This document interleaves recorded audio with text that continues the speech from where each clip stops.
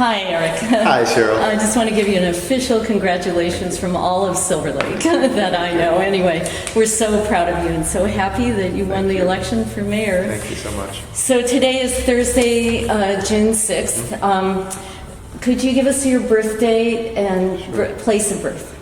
So I was born at the Good Samaritan Hospital, not too far from here, on February 4th, 1971. 1971.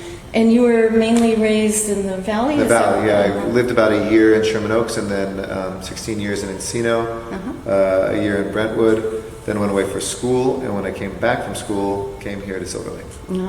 Oh, is that right? Yep. I was going to ask why you ended up in CD13. How did that happen?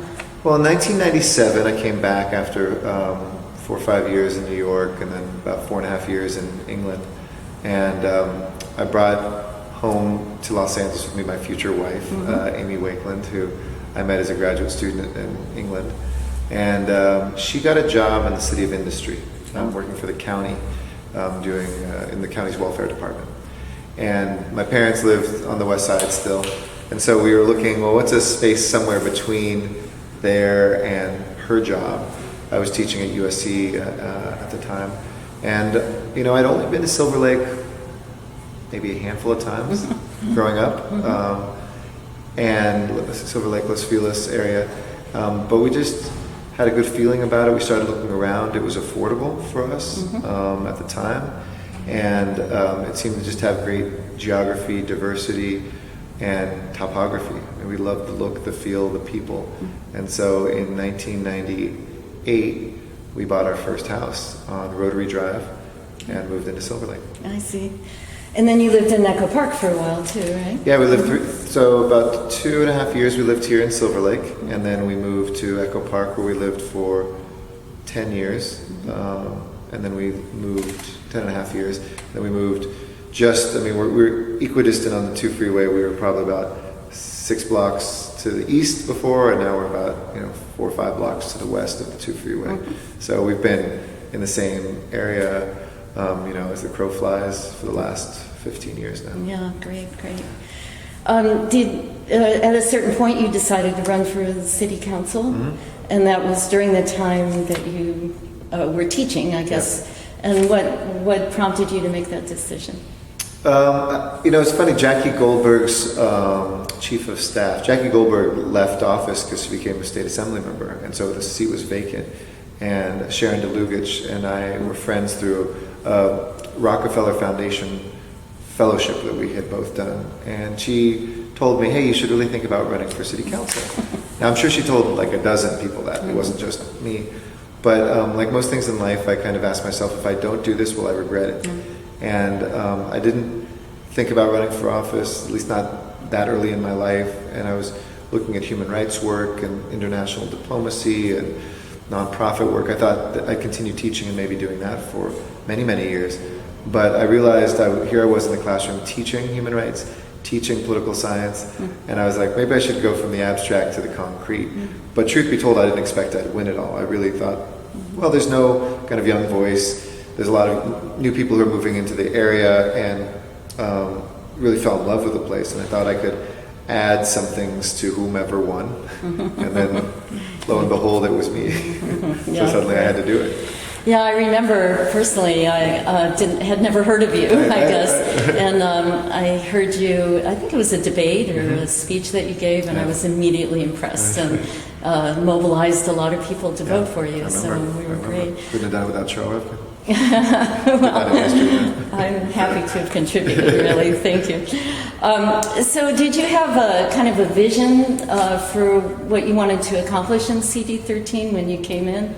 Yeah, it's interesting. I mean, I had a vision definitely in specific areas, and I think more than a vision, what I learned during the campaign, because I had a pair of shoes that I bought that I wore holes through that I have up today in lucite to kind of remind me. I walked more blocks and more streets, I think, than anybody else, and I learned most importantly, the vision really comes from the people. Like, I had ideas. Lewis McAdams was my creative writing teacher in high school, and he had started Friends of Los Angeles River, and the LA River was still a little bit of a fringe issue back then. It was like, oh, come on, that's just a place where we drain water, and it was dirty and not very dynamic. So we I always wanted to do something with LA River, so I certainly had that agenda.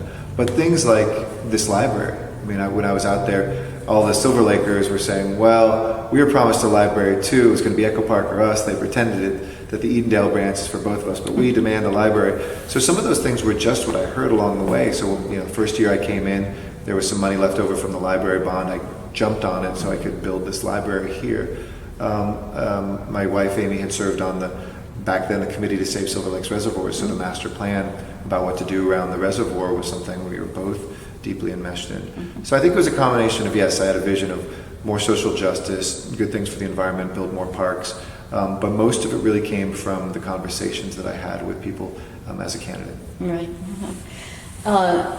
I know that Silver Lake's a very active community, Echo Park too, so did you feel sort of immediately that you were kind of in the right place to accomplish what your vision was? Yeah, I mean, it's funny, I used to always compare Venice and Silver Lake, like a place with, they both had reputations being very tolerant, very lefty, very engaged, but it's really that third one that's more important, more than the politics, because, building a park is not exactly a liberal or a conservative issue, it's not a Republican, Democratic thing.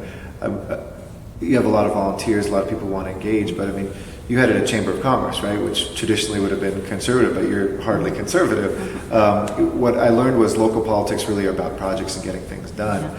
And I immediately knew I was in a place that was rich with activism, a tradition of activism, whether it was gay rights, whether it was looking at the environment, it seemed to be that every artist, journalist, a creative professional seemed to live here at Silver Lake. It was almost a cliche we had that if LA Times reporter or editorial writer, it was like at least 1 out of 2 chance that they actually lived in Silver Lake. So we had this high concentration of talent. Yeah.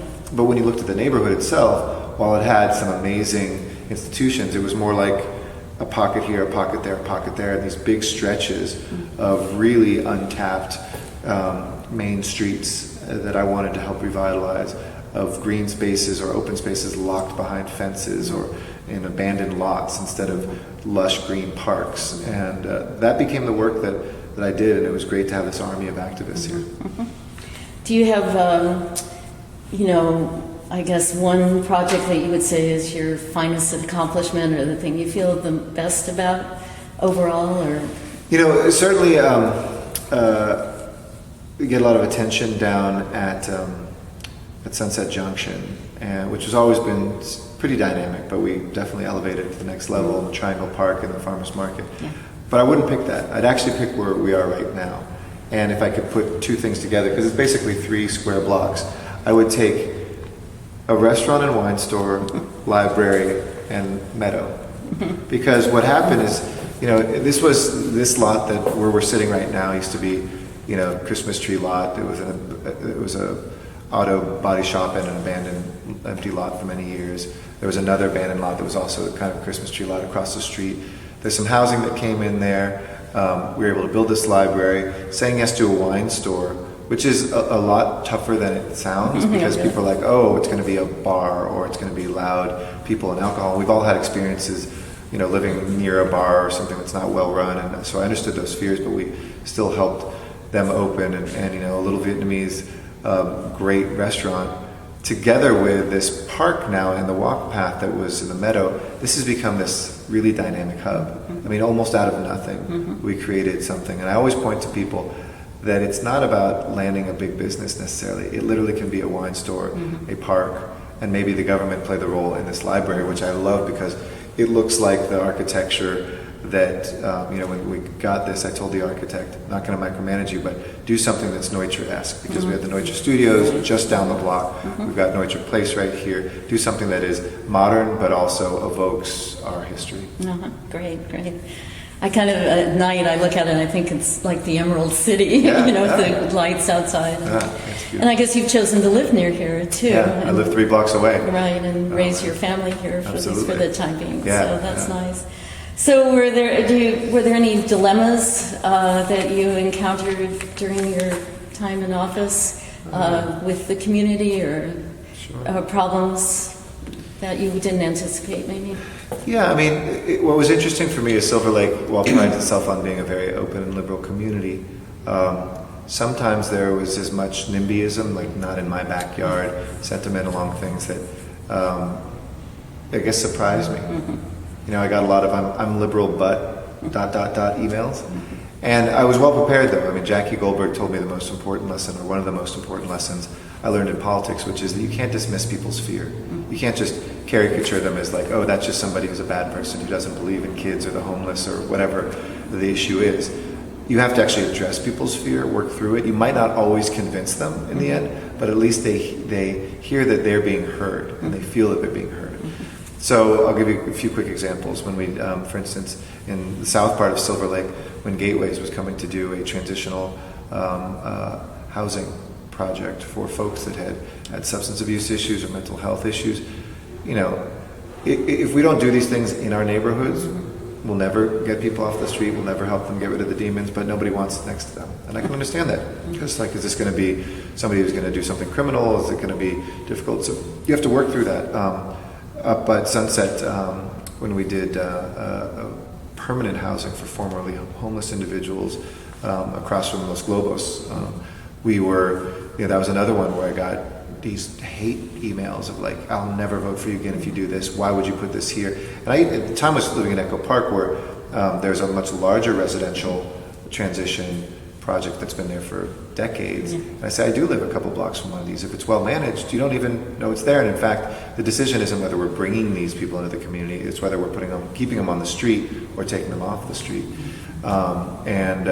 You know, we did the Meadow. There are a lot of people who were either worried about those people coming here or wanted to protect the wildlife that was there, like the coyotes and stuff. And so there was a lot of people who were resistant to that. So yeah, and even when we closed down a block, which right now is still closed today, we'll see whether in history it stays closed, but Griffith Park Boulevard coming off of Sunset, we did this kind of experiment called Streets for People.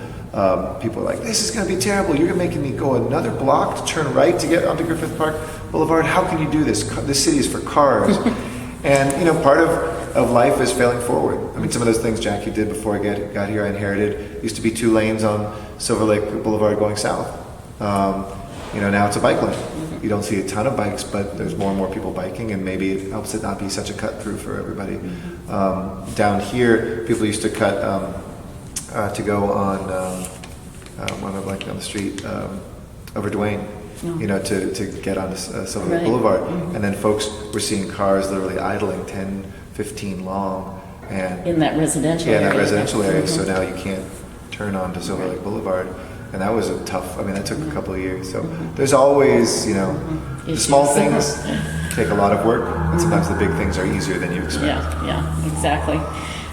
Do you have any kind of unfinished business here, or something that you'd like to pass on to Mitch, who just won? There's always stuff. Yeah, Mitch O'Farrell, I'm really excited. I mean, he worked with me in my office. He was my district director, and so I kind of feel like I'm handing it over to a family member who knows the people, knows the terrain tomorrow. You know, one thing in government is I always think our work is always unfinished. I still think there's pockets of unemployment and crime. South Silver Lake, you know, Bellevue, I really would have liked to have put lights up to help their sports leagues, but we were threatened with a lawsuit there, and folks who live right there didn't want the noise at night, and that was when we just had to kind of back down from. I know there's some people who are very disappointed about that. I'd love to see that resolved in the future.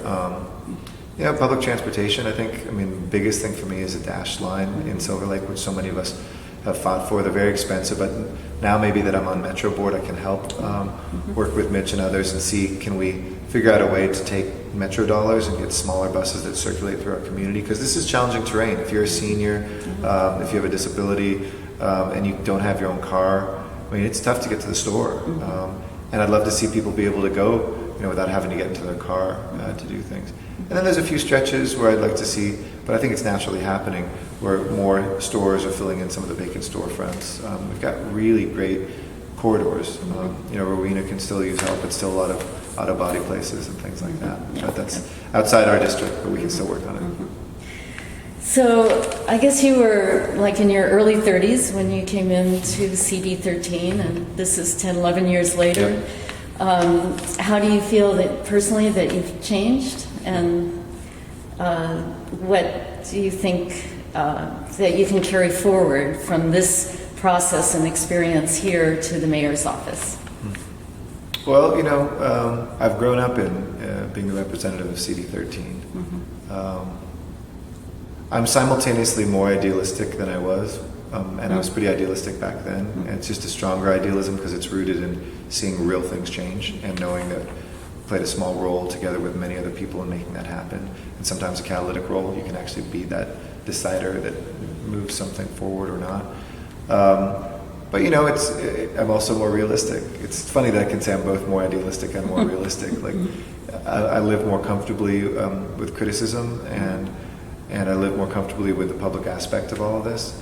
A lot of people think I'm a natural extrovert. I'm kind of a combination of introvert, extrovert. Yeah. I get empowered by being around a lot of people and exhausted. Those are the two kind of classic tests. So, I think my time living here, more importantly, if I take my public hat off, I've just grown a lot. I've come to understand neighborhood better. I've come to understand community better. It's a tough thing being a public official because you don't get the same space and place to have a private life or a neighborhood life that a lot of people do. So, people on your block are like, well, why doesn't he hang out more here? Or like, why don't I see him at the pottery festival that's down the street? Sometimes almost when you get home, you want that just to be your cocoon and to be able to walk a couple blocks. But I know life is changing quite a bit now as mayor. I don't know yet what lessons I'll take in. I think I'll struggle to always stay as close to the street level life of this city as I can. I mean, I now have a security detail, and so first thing I did after I won and had a moment to breathe was to take my daughter Maya down to the park at about 6 p.m. and just to be with her in the meadow, a meadow that I helped build, and then I was now there with my daughter who was born during this campaign, and it was wonderful. And 20 feet away, there are two guys in suits standing in the middle of the meadow, from LAPD, plainclothes officers. So life is changed, but I'll always cling on to what has always made this special for me. Yeah, great. Do you have any guidance for children to go into politics for the younger generation? Maybe you can use your own experience with your father. Or, I know you vacillated a little bit between a career in music, right. But ended up in politics. So do you have any advice? No, I mean, my advice always to young people is follow your passion and follow your heart. And if you're thinking about politics, think really hard. As my dad said, did you learn anything from me? Are you sure you want to do this? It takes, if you decide a life in politics, it's any glamour that you think comes with a position wears out in the first couple months. And then it's really, really hard work. It's not the easiest lifestyle. It's not the most rewarding job in terms of people's praise, though you get a lot of that too. I mean, you have to be able to stomach people really hating you. And I was just talking to somebody the other day who was thinking about running in her future. She said, I just think I can do so much good stuff. And I said, you're asking yourself the wrong question. You can, but you have to ask yourself this before you can even go to step 2. Am I comfortable being hated every day by somebody? And that's tough for a lot of people because it'll be visceral, it'll be in your face. Sometimes it's not about you, and sometimes, people will take your mistakes and your faults and hold a mirror up to you every single day, and you'll hopefully learn from them and not take it personally. Other people will be beautiful and wonderful, and if you can sustain those too, I hope people do get involved and stay involved. And it doesn't have to be running for office. I mean, we just need a stronger civic fabric. So I would tell every young person, figure out how you're going to give back, and you've got to. It's a condition of living in this democracy. It's a condition of the opportunities we have here, that you can't just do it quietly or be a good person to your friend, be a good person to your family, but give something to the folks you don't know in the city. Give something back to those people you'll never meet. And it's pretty darn fulfilling. Yeah, great. Well, I really appreciate this. I don't want to take up too much of your time. Do you have a couple of favorite spots around the neighborhood that you'd like to leave us with? Oh, God, there's so many. I mean, obviously the Meadow, I love. You need to buy a gift, go to Cerrifos. If you want a best bottle of wine you've never had, go to Silver Lake Wine. I eat a lot of ginger grass, but it's also the closest restaurant to my house, so I try to pace myself. Tomato pie is the best pizza in LA, one of the best in the country. I will always go back to kind of the first place I fell in love with it in Silver Lake, which is Cafe Tropical. I think it's really it's the bridge between the old school and the new school. Yeah. And then, hang out at the farmer's market.